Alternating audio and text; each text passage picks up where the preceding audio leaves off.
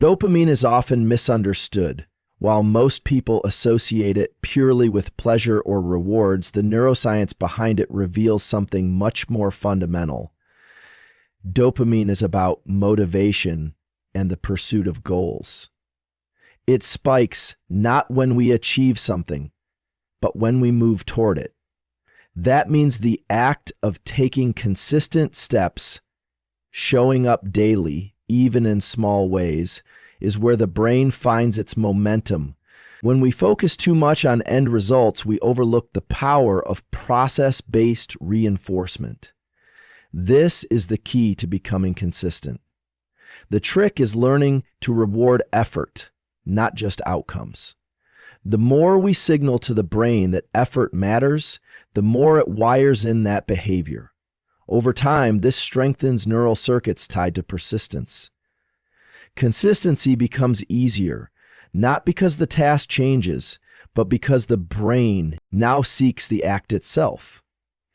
One practical way to tap into this process is through internal self-reward.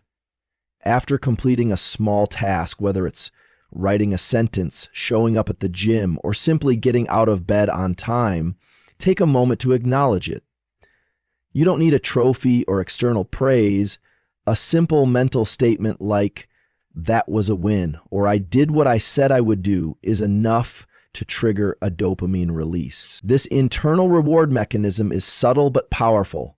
Over time, these internal affirmations begin to rewire your brain's reward pathways.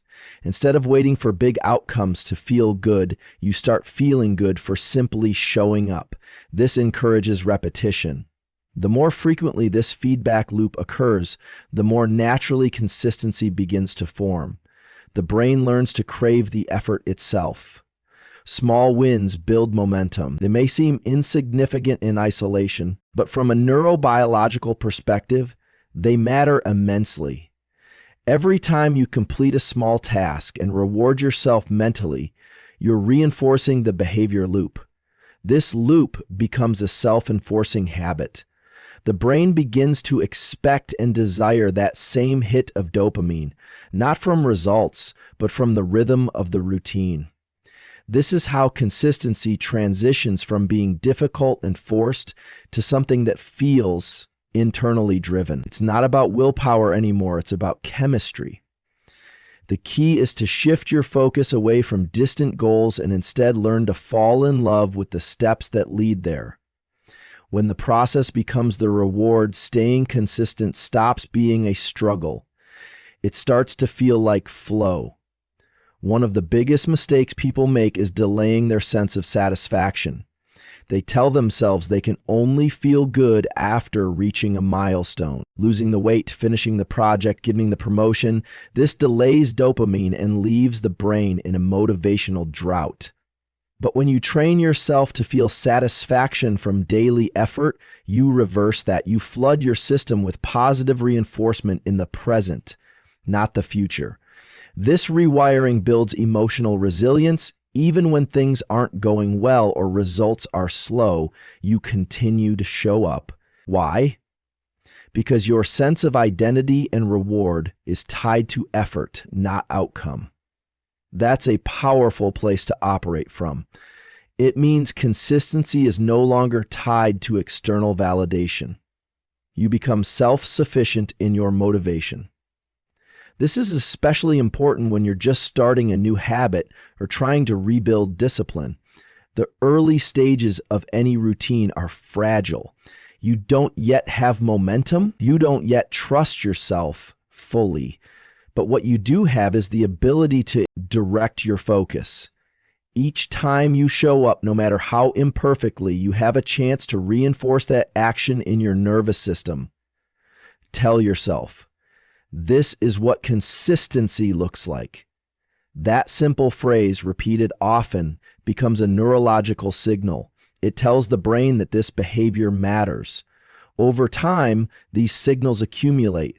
What starts as deliberate effort becomes subconscious programming. The brain stops questioning it. It just executes. Consistency becomes identity. Self-talk is a critical component in this loop. The way you speak to yourself during and after tasks directly affects your brain's chemistry. Harsh self-criticism suppresses dopamine. Encouraging self-recognition elevates it. You don't need to fake positivity, but you do need to acknowledge effort. Even saying, "I'm proud I didn't skip today," carries immense neurochemistry. That inner dialogue serves as a kind of internal reward system. It acts as a substitute for external praise and validation. In doing so, it builds emotional independence. You become less reliant on others to feel good about your progress. Instead, your own mind becomes the source of your motivation. That's where true consistency is born, not from external pressure, but from internal reinforcement. You can take this even further by pairing effort with physical state changes. After completing a habit, smile briefly or stand tall. These physical cues send feedback to your brain that something good just happened. This body-brain loop reinforces the experience and makes it easier to repeat. Over time, your brain begins to associate the action with a positive emotional and physical response. It's no longer just mental, it becomes embodied. These micro celebrations might seem unnecessary or even silly, but they're deeply effective. They encode consistency, not just in thought, but in feeling. When your whole system registers something as rewarding, you're more likely to return to it. That's how rituals form, and rituals are the gateway to long-term consistency. To solidify this loop, it's helpful to keep a habit tracker or simple journal, not for the sake of productivity metrics, but as a daily dopamine marker. Each checked box or short reflection reinforces the effort. This becomes a visual cue that consistency is being maintained. It also provides evidence during low motivation days. You can look back and remind yourself, "I've done this before, I can do it again." That confidence boost helps maintain neural pathways tied to habit. It tells the brain, "This is safe, this is known, this is who I am." The cumulative effect of this simple practice is powerful. It shifts the narrative from struggling for discipline to maintaining identity. And when identity takes the lead, consistency follows effortlessly. It's important to understand that this isn't about forcing yourself forever. It's about setting up a system where your brain begins to crave what once felt difficult. At the beginning, yes, effort is high and reward feels distant. But over time, through internal reinforcement and small repeated wins, that balance shifts. The effort becomes lighter. The reward feels more immediate. What was once a discipline becomes a preference. This is what creates long-term consistency without burnout. It's not a trick, it's a training process. You're teaching your brain that you are someone who shows up, even when conditions aren't perfect. And every time you do, the system gets stronger. The circuits become more efficient. The behavior becomes automatic. In the end, consistency isn't about grinding every day or never missing a beat. It's about learning how to train the brain to value effort. When you reward the process itself, your nervous system adapts. The chemical signals begin to fire, not just when something is completed, but when you begin, when you move, when you try, when you persist. That's the goal, to become someone who finds joy in the doing, not just the finishing. Once you reach that point, you've unlocked the mental trick that works every time, and you don't need constant motivation anymore because consistency has become part of your operating system. It's not a battle, it's a pattern, and it's one that builds itself one day at a time. The ability to stay consistent isn't just about mindset, it's also deeply tied to biology, especially the rhythms that govern our brain and body. Every cell in your body operates on a circadian cycle, a roughly 24-hour internal clock that controls when you feel alert, when you get tired, and how well your brain can focus. When your habits align with these natural rhythms, consistency becomes smoother and less effortful. But when you fight these rhythms, by working late into the night, skipping daylight exposure, or constantly shifting your sleep schedule, you create internal resistance. That resistance isn't just psychological, it's physiological. Your brain literally becomes less efficient at forming and maintaining habits. To become truly consistent, you need to create routines that support your biological rhythm, not disrupt it. By doing this, you reduce friction and increase energy naturally. Consistency starts to feel like flow, not force. One of the simplest yet most powerful ways to support your circadian rhythm is by getting natural sunlight in the morning. Within 30 to 60 minutes of waking, exposing your eyes to daylight sends a strong signal to your brain that it's time to be alert.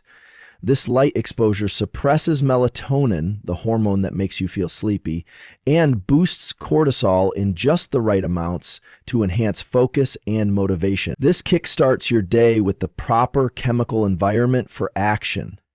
Without this light input, your brain's timing system becomes misaligned, leading to sluggish mornings and inconsistent energy. Over time, that misalignment impacts your ability to stick to routines. You might intend to do something, but your energy is off, your focus isn't there, and motivation feels absent. With consistent morning light, your body begins to expect action at certain times. That predictability makes it easier to start and maintain new habits with less mental strain. The brain craves rhythm and predictability. When your daily actions occur at the same time each day, your brain prepares in advance. For example, if you write at 8 a.m. every morning, over time your brain begins to elevate dopamine and norepinephrine levels before 8 a.m. This is called anticipatory activation, and it creates a neural advantage. It becomes easier to enter a state of focus and flow. This kind of biological readiness only develops through repetition and time-based consistency. Randomly switching your routine from morning to afternoon to evening short-circuits this process. Your brain is constantly trying to catch up. That unpredictability increases cognitive fatigue and makes sticking to habits harder. On the other hand, anchoring your key habits, like exercise, deep work, or meditation, to fixed windows each day helps automate them neurologically.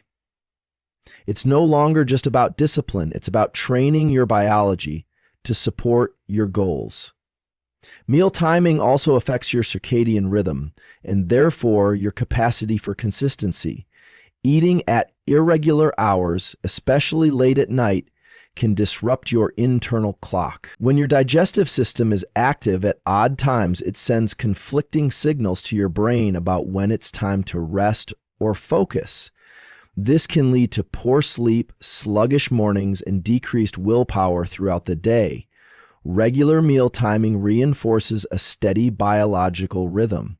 When your body knows when to expect fuel, it allocates energy more efficiently to support cognitive and physical performance. This creates an underlying rhythm that helps you stick to consistent habits without relying on sheer willpower.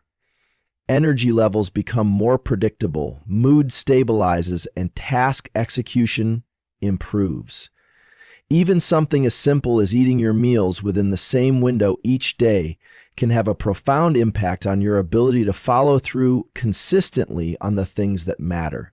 Sleep is another non-negotiable factor in the consistency equation. Without sufficient and regular sleep, your prefrontal cortex, the part of the brain responsible for decision-making, discipline, and focus, doesn't function optimally.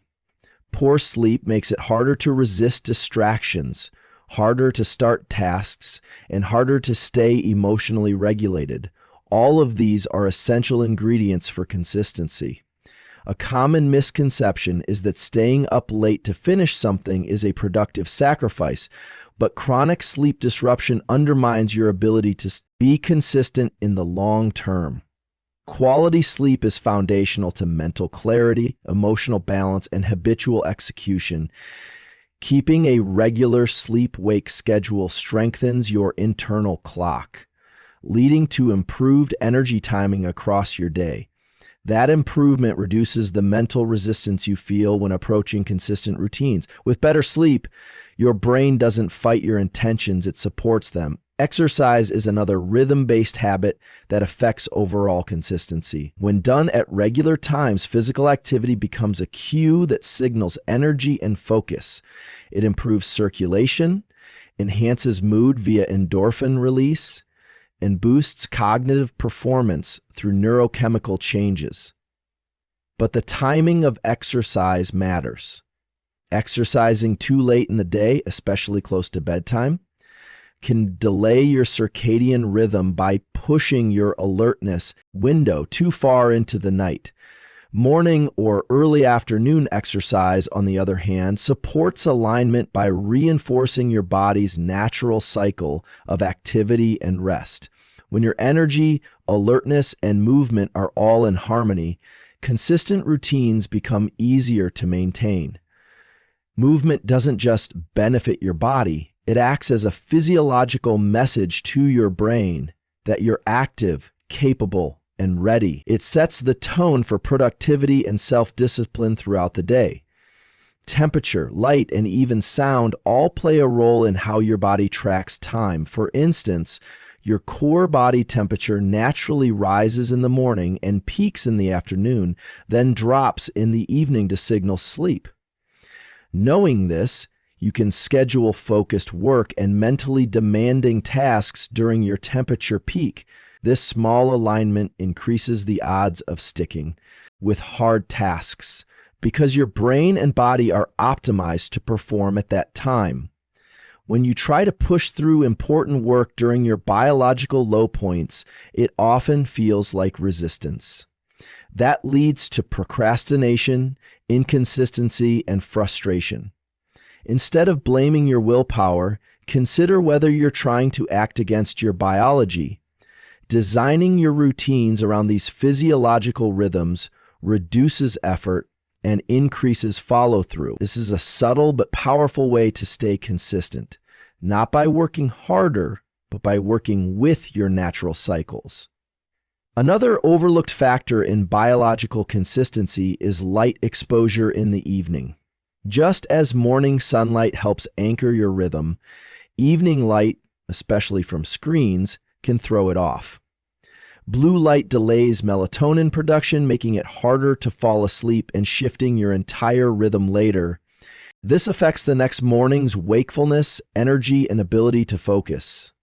Over time, inconsistent evening light patterns can lead to irregular sleep and erratic energy, making it hard to maintain any habit reliably. Reducing screen use and dimming lights in the last 2 hours before bed can significantly improve sleep timing and quality. That, in turn, enhances your ability to execute habits the next day. It's a ripple effect. Small adjustments to your environment lead to biological changes that support better consistency. Your nervous system begins to expect rest when it should and action when it should. That predictability becomes your ally. Creating a biologically supportive routine doesn't mean every day has to be identical, but it does mean that core behaviors like waking, eating, moving, and sleeping follow a predictable pattern. This pattern becomes a scaffolding for consistency. When your internal rhythms are synchronized, the brain doesn't waste energy fighting misalignment. Instead, it uses that energy to focus, plan, and execute. The more you live in sync with your biology, the easier it becomes to show up each day. Instead of pushing through resistance, you ride the natural waves of alertness, motivation, and recovery. You stop needing to force consistency because your entire system is built to support it. Over time, this kind of lifestyle creates its own momentum.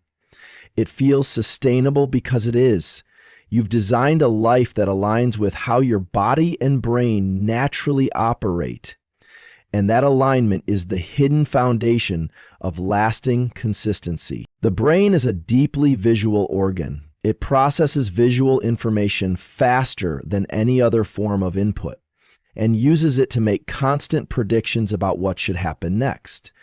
When it comes to consistency, this visual bias can be leveraged to your advantage. One of the most effective ways to stay consistent is by designing your environment to cue the behaviors you want to repeat. These cues act as silent instructions to your nervous system, telling it what to expect and what to do. For instance, placing your journal on your desk before bed signals the brain to reflect when you wake. Laying out your workout clothes the night before sends a message that movement is part of the plan. These simple visual anchors reduce decision fatigue and increase the likelihood that you'll follow through. The brain doesn't have to negotiate, it just responds to the cue. When your environment aligns with your goals, consistency becomes less about willpower and more about design. Every object in your surroundings carries a meaning, whether you're conscious of it or not. A cluttered desk might trigger distraction, while a tidy workspace with your to-do list in clear view can prompt focused action. It's not about being perfect, it's about being intentional. You can set up visual reminders in your space that pull you toward your desired behavior automatically. A water bottle on your nightstand reminds you to hydrate. A meditation cushion in the corner tells your mind it's time to slow down. Over time, your brain begins to associate certain locations and objects with specific actions. This associative memory reduces resistance. You don't need to psych yourself up. Your environment nudges you gently but firmly in the right direction. This effect is called cue-dependent behavior, and it's one of the strongest drivers of human habit formation. The more consistent the cue, the stronger the habit becomes. The trick is to remove ambiguity. If the brain enters a room with no clear signals, it defaults to the easiest and most familiar behavior, often a distraction. But when it walks into a space where every element points toward a specific routine, it falls into line with far less effort. That's why some people do deep work better in libraries or dedicated offices. The context tells their brain this is where focus happens. The same principle applies at home. Even if your space is small, you can dedicate corners or surfaces to specific rituals. The key is clarity. The brain thrives on clear instruction and fails in the face of vague intention. Make the cue obvious, and the action becomes automatic. You don't have to redesign your entire life to make this work. Just identify the critical behaviors you want to repeat and create physical triggers around them. If you want to read more, leave a book open on your nightstand. If you want to stretch in the morning, roll out a yoga mat by your bed. These cues are not just reminders, they are physical extensions of your intentions. They tell the brain this matters. Over time, even seeing the object becomes enough to generate the mental state associated with the activity. A notebook on your table might make you feel reflective. A kettlebell in the corner might make you feel strong. These environmental details create a kind of psychological inertia that carries you into action. You don't think about whether you should do it, you just do. The environment has already decided for you. Minimizing competing cues is equally important. If your workspace is also filled with entertainment devices or phone notifications, your brain receives mixed signals. It becomes unsure whether to focus or scroll, whether to work or relax. This confusion leads to hesitation, and hesitation is the enemy of consistency. To maintain momentum, it helps to separate spaces by function. This doesn't require a big house or fancy tools, just a commitment to boundaries. Even a single desk can be sacred if it's dedicated to one purpose. When you sit there, your brain learns, this is where we write, or think, or create. Consistency is easier when your space agrees with your goals. Reducing friction is not just about convenience. It's about lowering the activation energy needed to start. Fewer distractions, fewer decisions, and more clarity equal more follow-through. Another powerful cue is time-based. Visual structure, a visible calendar, checklist, or wall planner create spatial consistency for your day. These tools allow the brain to visualize time and task, which increases anticipation and preparation. When your tasks live only in your head, they remain vague and abstract. But when written down and displayed, they become commitments. This externalization removes the mental strain of trying to remember everything, freeing up cognitive resources for execution. Each checked box or crossed out item reinforces progress. The brain begins to associate these visuals with movement, success, and reliability. Over time, simply looking at the schedule can prompt action. This visual accountability is subtle but powerful. You're not relying on discipline alone. You're training your brain to follow visible patterns. Habit trackers and visual progress charts serve a similar purpose. They turn invisible effort into something tangible and measurable. Seeing a streak of completed days gives the brain evidence that you are, in fact, consistent. This builds identity and encourages continued action.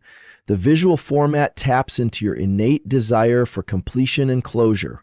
A gap in the chain becomes a cue to get back on track. The brain doesn't want to break what it has built. These tools are not about perfection.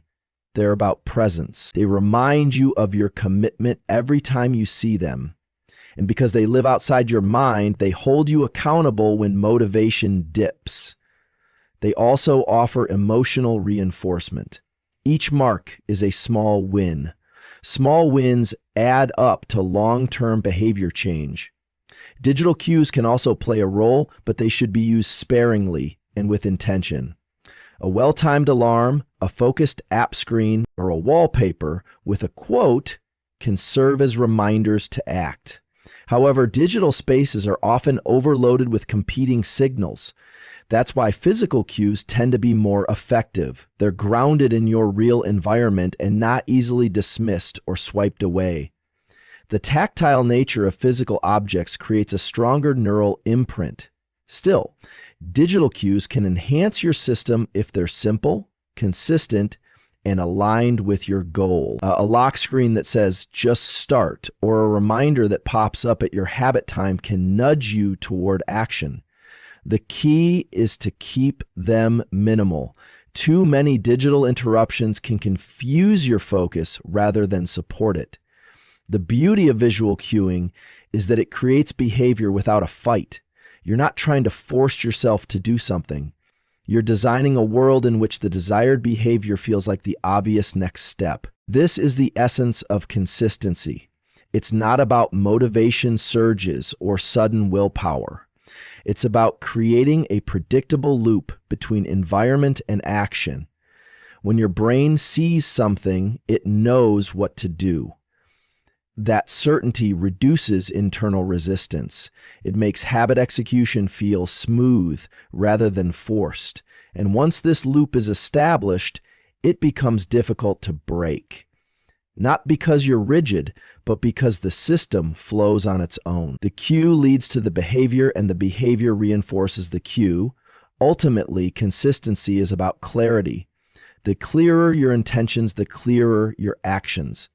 Visual cues remove ambiguity and create immediate pathways for behavior. They reduce the need to constantly decide or persuade yourself. Instead, they prompt you into motion, quietly and efficiently. You can train your brain to associate objects, spaces, and times with powerful habits. These associations, repeated daily, become identity. You're no longer trying to become consistent. You are consistent. Your environment is no longer a distraction, it's a partner. And that partnership is what transforms fleeting motivation into lasting momentum. Consistency isn't just about routines, it's deeply tied to how you interpret failure. One of the most powerful mental shifts you can make is reframing failure as data, not defeat. When you miss a workout, skip a journal entry, or procrastinate on a task, it's easy to spiral into guilt or shame. But those emotions often create the real break in consistency, not the missed action itself. The nervous system is built to learn from experience, but it needs context. If every mistake is seen as personal weakness, the brain begins to associate effort with pain. Instead, viewing each misstep as a feedback loop invites curiosity. What triggered the delay? What environmental or emotional cue was off? This mindset moves you from judgment to learning. That shift is what keeps you consistent long term, because it transforms every setback into usable insight. Every time you reflect on a missed habit with curiosity rather than criticism, you deepen your understanding of what truly supports your behavior. Maybe you skipped your morning routine because you stayed up too late. That's not failure, it's a signal about sleep. Or perhaps you broke your streak on a project because you were overwhelmed. That's not laziness, it's information about workload and stress. By treating these moments as experiments, not verdicts, you train your brain to analyze and adapt. This reinforces resilience. Instead of quitting because you broke the chain, you adjust and return stronger. The mistake becomes a message, not a mark against you. This internal posture creates a self-correcting system where you're always moving forward, even when imperfect. And that's the heart of real consistency. Not perfection, but recovery. Most people quit, not because they lack discipline, but because they interpret inconsistency as evidence they'll never succeed. They believe the story that if they falter once, they'll falter forever. That belief crushes momentum. But the truth is, every consistent person is inconsistent sometimes. They just know how to re-engage quickly. They don't let one missed day turn into 3 or one setback define their identity. This speed of recovery matters more than the stumble itself. A person who misses one workout but shows up the next day will outperform someone who trains intensely but burns out after 2 weeks. Consistency is built on the micro decisions you make after failure. Do you retreat or do you revise? The power lies in your ability to start again with less emotional baggage each time. Reframing failure also means avoiding binary thinking. It's not all or nothing. If you can't do a full session, can you do 5 minutes? If you didn't journal this morning, can you do a voice note tonight? These micro adaptations keep the habit alive, even when conditions aren't ideal. The brain registers the effort, and that effort compounds. It sends the message, I still showed up. This protects identity and momentum. Many people abandon habits because they believe it only counts if it's perfect. But consistency thrives in flexibility. Rigidity breaks under pressure rather than collapse under imperfect circumstances. Is a skill that makes long-term habit maintenance possible. Is a skill that makes long-term habit maintenance possible. It builds trust between you and your behavior. Self. Trust is a critical element in consistency, and it grows every time you follow through, especially after difficulty. But it's also reinforced by how you speak to yourself when you don't. Inner language shapes future behavior. If your internal dialogue after a missed task is harsh and critical, your nervous system associates habits with fear and self-rejection. That creates avoidance, not engagement. On the other hand, if your self-talk is calm, supportive, and constructive, you create a safe psychological space for growth.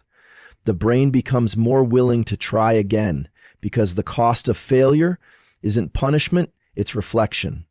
That safety builds confidence, and that confidence becomes fuel. Over time, your habits become acts of care, not penance. That emotional tone is what allows you to show up again and again. Regardless of setbacks, a useful strategy is conducting quick post-fatigue audits. These are simple moments of honest review. Ask yourself, what happened? What got in the way? What can I change tomorrow? This practice turns emotional reactivity into cognitive clarity. Instead of looping in shame, you activate your prefrontal cortex, your executive function, and regain a sense of control. You become a strategist, not a victim of your own inconsistency. These small moments of reflection compound into greater self-awareness. You begin to spot patterns. Maybe you always skip tasks when you don't sleep well or when your environment is cluttered. These insights are gold. They help you design better systems. And better systems mean fewer missed days, not because you're more disciplined, but because you're more informed. People often talk about grit as if it's sheer determination, but true grit includes emotional agility. It's not about suppressing discomfort. It's about feeling the discomfort and staying engaged. When a habit feels hard or when motivation dips, that isn't a stop sign. It's a signal. Sometimes the signal means you need to rest. Sometimes it means you need to simplify. Sometimes it means you need support. But it rarely means you should quit. The consistent person isn't the one who always feels good about their habits. It's the one who knows how to keep going even when they don't. That ability comes from practicing recovery, from rehearsing return. You build that skill the same way you build a muscle, repetition under tension. The more times you come back after slipping, the stronger you become. It's also important to remove shame from the learning process. Shame shuts down curiosity. It creates a narrative that something is wrong with you rather than something went wrong in the system. The truth is, your brain is always trying to protect you. Procrastination, avoidance, distraction, they are all forms of self-protection, not sabotage. Your job is not to shame those responses, but to understand them. What stress are they trying to buffer? What fear are they trying to soothe? By looking at failure with compassion, you uncover the deeper needs beneath the behavior. Once you meet those needs, consistency becomes easier, not because you forced it, but because you removed the internal resistance. This is the foundation of sustainable behavior change. Another layer of this mindset is expectation management. Unrealistic expectations set you up for perceived failure, even when you're making progress. If you expect yourself to master a new habit in 1 week, you're more likely to feel discouraged and quit when results are slow. But if you approach consistency as a practice, something you refine over months, you allow space for imperfection and iteration. That perspective protects your motivation. You're no longer chasing immediate results, you're building capacity. Consistency becomes less about a perfect record and more about reducing the time between intention and action. That reduction is a better metric for success. Over time, you learn to value persistence over performance. And persistence is what actually transforms your life. In the end, consistency is a relationship between you and your actions, between effort and understanding, between intention and interpretation. That relationship flourishes when it's built on awareness, flexibility, and compassion. Every time you fall and get back up with less drama and more clarity, you strengthen your foundation. You prove to yourself that success isn't the absence of failure, it's the ability to navigate failure well. That's what keeps the engine running, not guilt, not pressure, but reflection, realignment, and return. You've turned every mistake into a lesson, every delay into a recalibration, and every imperfect day into part of the process. That mindset makes you unstoppable.